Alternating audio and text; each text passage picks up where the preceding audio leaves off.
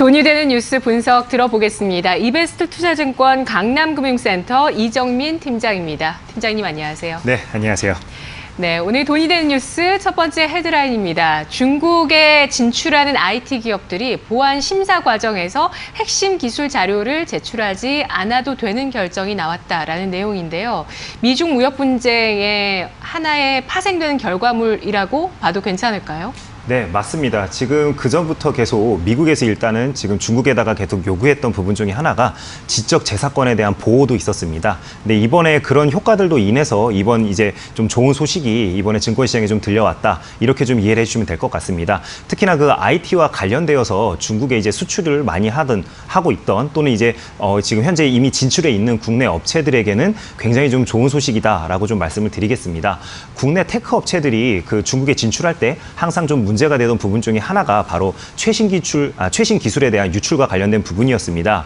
일예로 LG 디스플레이 같은 경우에는 뭐 예를 들어 광저우에다가 공장을 지을 때 OLED 관련된 기술 또는 뭐 이제 인력들과 관련되어서 이제 좀 유출이 되지 않을까 이런 좀 우려감이 많아서 당시에도 우리나라 정부에서 이런 부분들을 좀 막기도 했었습니다.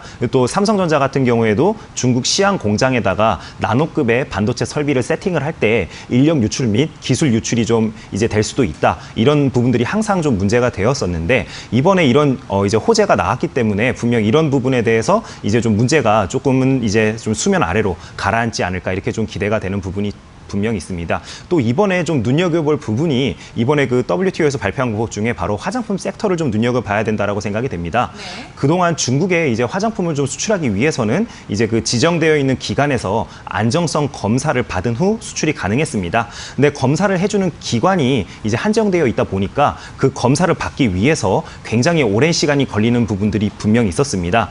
특히나 지난 그 사드 사태 때를 우리가 좀 눈여겨볼 필요가 있는데요. 사드 사태 때 이제 이런 기관들을 이용해서 중국 정부에서 한국 업체들의 그 안정성 검사를 통과를 아예 해주지 않았었습니다. 그래서 한동안 이제 국내 화장품 업체들이 굉장히 좀 애로사항을 많이 겪기도 했었는데 이번에 이제 발표된 것에 의하면은 이런 그 현재 그 지정제로 되어 있는 이런 화장품 검사 업체들을 검사 기간을 이제 등록제로 바꾼다고 합니다. 그렇게 되면 이제 중국 시장에 대한 국내 업체들이 그 대응을 좀 더 빨리 할 수 있다. 그래서 그 트렌드에 좀 더 기민하게 대응할 수 있는 부분이 있다 보니까 분명 큰 호재로 좀 다가올 부분이 있다라고 좀 말씀을 드리겠습니다.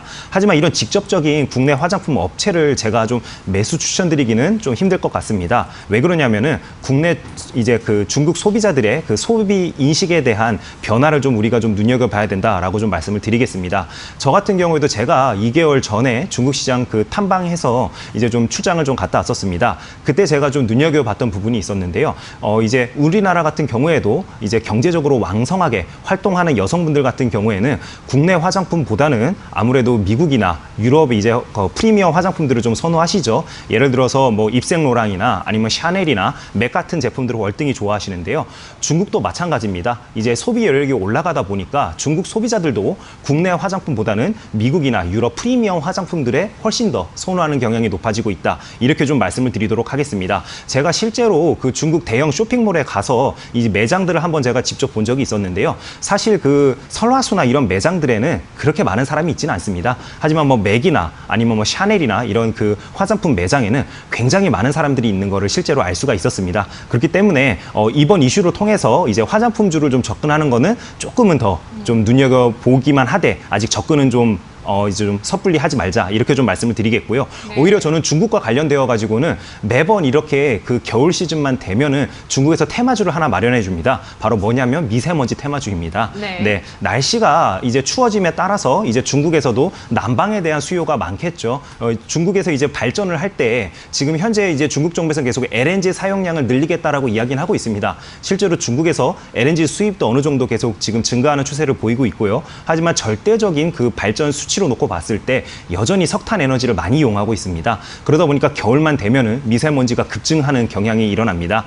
예를 들어서 어제같이 이제 우리나라도 굉장히 좀 추웠죠. 이 추운 날에는 미세먼지가 있지 않습니다. 근데 오늘처럼 이제 기온이 따뜻하고 이런 날씨에는 중국에서 미세먼지가 많이 들어오다 보니까 오히려 지금 이 타이밍에는 이런 미세먼지와 관련된 테마주들을 좀 눈여겨보는 게 오히려 더 합리적인 선택이 되지 않을까 이렇게 좀 생각이 됩니다. 네. 지난해 겨울에도 4만 4미였거든요. 예, 4만 맞습니다. 4, 온 대신에 온하지만 미세먼지가 많았다는 그런 이야기인데요. 미세먼지 관련주 가운데서 오늘 코코홈시스가 좀 강한 움직임인데 어떤 종목을 보는 게 좋을까요? 네, 코콤시스도 뭐 시청자 여러분들께서 어느 정도 좀 접근이 가능하겠지만 이제 주가 변동성이나 아니면 좀 안정성으로 놓고 봤을 때 제가 추천드린 종목은 위닉스가 되겠습니다. 투자 등급으로는 1등급으로 좀 말씀을 드리도록 하겠습니다. 오늘 같은 경우에도 지금 1.87% 이제 그 상승하고 있는 모양새를 지금 보여주고 있는데요. 제가 추천드리는 매수점 가격은 24,000원이 되겠습니다. 목표 가격은 직전 고점인 28,000원까지 바라봐도 무방할 것 같습니다. 손절은 22,000원을 이탈하게 된다라면 손절로 대응 부탁드리겠습니다. 네.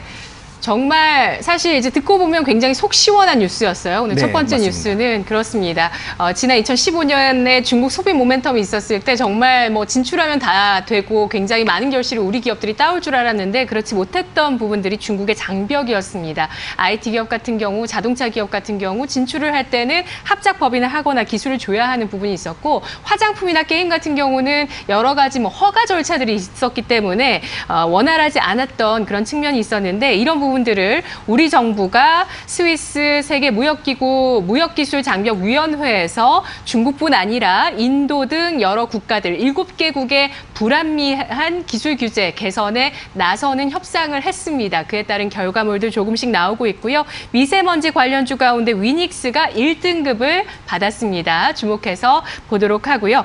이어서 오늘 두 번째 돈이 되는 뉴스입니다. 앞서서 공시에서도 다뤄봤었는데요. 현대건설이 조지아에 수력발전소를 짓는다. 네. 어떻게 평가하시나요? 일단은 현대건설이 그동안 계속 해외 시장에서 이제 발주를 많이 받기 위해서 굉장히 많은 노력을 하고 있었습니다. 그의 일환으로 이번 수주도 아마 이번에 따낸 게 아닐까 생각이 됩니다. 그래서 일단은 굉장히 긍정적인 주가에도 분명 반영이 될 만한 이슈가 하나 나왔다. 이렇게 좀 말씀을 드리겠습니다. 그리고 또 현대건설이 해외 시장 개척을 얼마나 열심히 했는지를 여실히 좀 보여주는 부분이 아닐까 생각이 됩니다. 국내 시장 경우에는 지속적으로 이제 서울의 주택 가격이 상승을 할 때마다 정부에서 이제 주택 시장을 규제하는 이제 그 대책들을 계속 내놓고 있죠. 예를 들어서 분양가 상한제를 비롯해서 그 기조를 문재인 정부에서는 계속 좀 유지할 가능성이 굉장히 지금 현재 높은 상황입니다.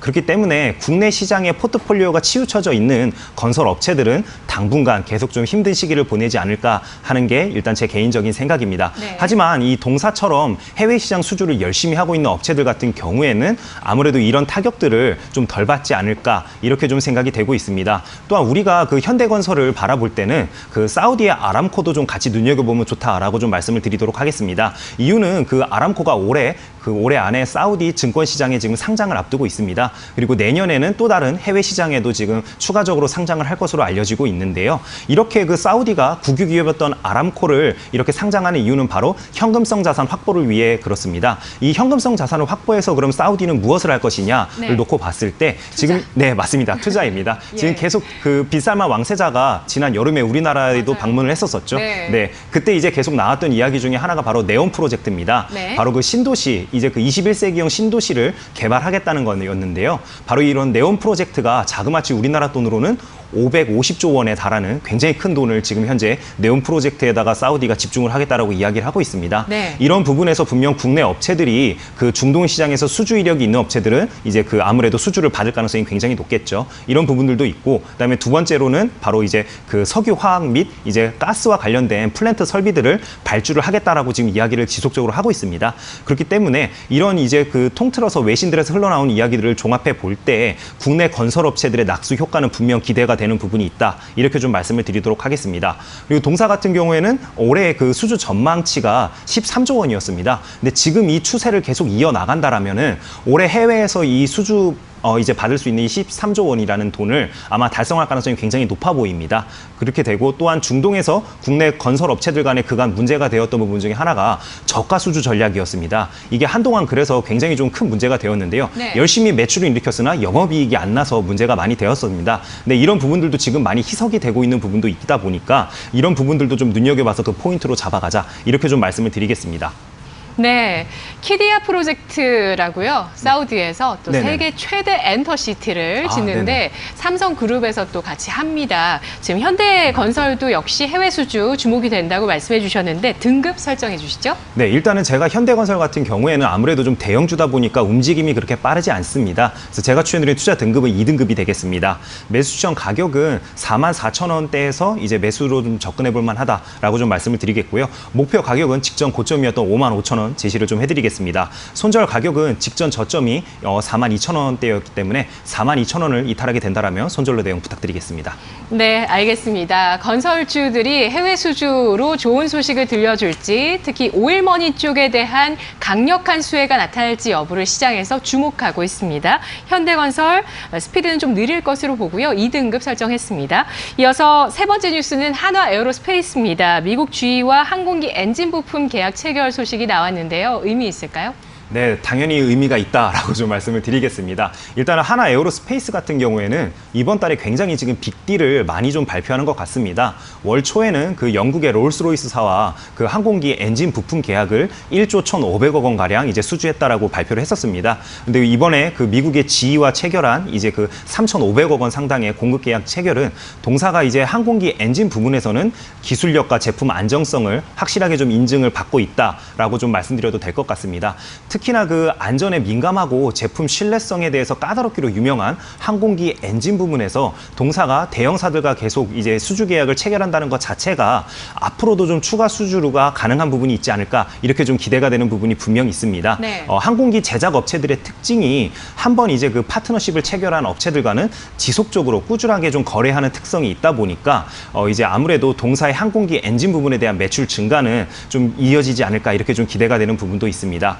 그리고 또 하나 제가 좀 하나 에어로스페이스 관련해 가지고 좀 말씀을 드리고 싶은 게 있는데요. 그 지난 9월 달에 아람코가 드론 공격을 받아서 네. 주식시장이 한번 출렁였던 적이 있었습니다. 그렇죠. 네, 그때 이제 이 드론 공격으로 인해서 이 동사가 가지고 있는 그 방위 무기 하나가 굉장히 좀 떠올랐습니다. 바로 그 복합 이제 그 방어 체계로 알려진 비호라는 무기인데요. 이게 그 비호 같은 경우에는 근거리에서 이제 그 작은 물체를 방어하는 데 특화되어 있다라고 지금 알려지고 있습니다. 이 드론 공격이 알려지면서부터 여러 나라에서 지금 하나 그 디펜스에게 지금 이 비호와 관련된 그 구입 문의를 꾸준하게 하고 있는 상황입니다. 네. 이미 사우디 같은 경우에는 실무진들이 방문을 해서 본계약 체결을 앞두고 있다라는 이야기가 꾸준하게 지금 현재 들려오고 있습니다. 네. 또한 지금 인도 같은 경우에도 중국과 계속 이제 마찰을 빚다 보니까 이 복합 무기 체계인 이 비호와 관련되어 가지고 계속 좀 이야기가 지금 나오고 있는 상황입니다. 그래서 그동안 이제 서자 취급을 받던 비호가 갑자기 이런 드론 공격으로 인해서 새로운 이제 그 떠오르는 무기가 되다 보니까 신시장이 어떻게 보면 좀 개척돼 새로 좀 열렸다 이렇게 좀 시청자 여러분께 좀 말씀을 드리겠습니다.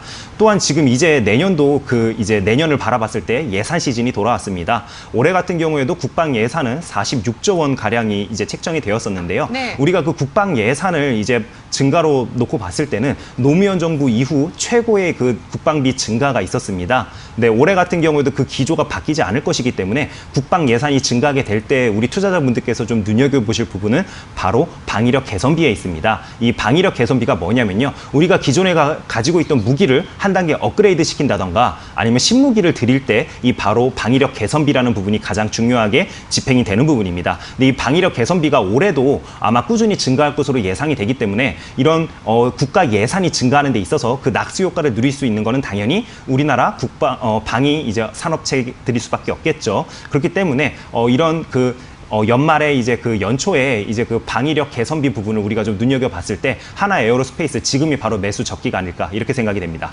네.